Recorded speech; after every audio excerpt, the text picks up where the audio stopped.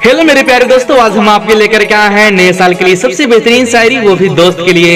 इस शायरी के माध्यम से कीजिए अपने दोस्तों को विश, वो भी शेर और शायरी के साथ। चलिए दोस्तों, शायरी को हम स्टार्ट करते हैं।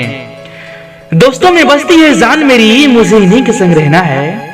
दोस्तों में बसती है जान मेरी, मुझे इन्हीं के संग रहना है। साल तो बहुत बदलते हैं, साल तो बहुत बदलते हैं, मगर जिगरी यार नहीं बदलना है, जिगरी यार नहीं बदलना है।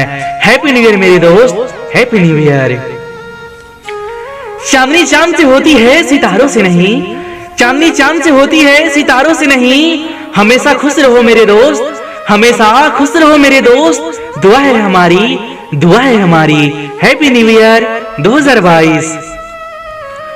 ना जरूरत है चांद सितारों की, ना जरूरत है फालतू यारों की। ना जरूरत है चांद सितारों की, ना जरूरत है फालतू यारों की।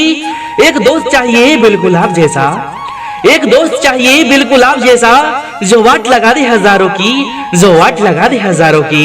हैप्पी न्यू ईयर, नया साल मुबारक हो।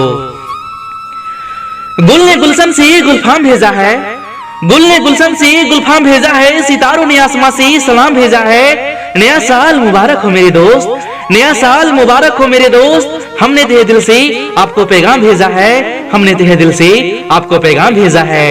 हैप्पी न्यू ईयर 2022, नया साल मुबारक हो।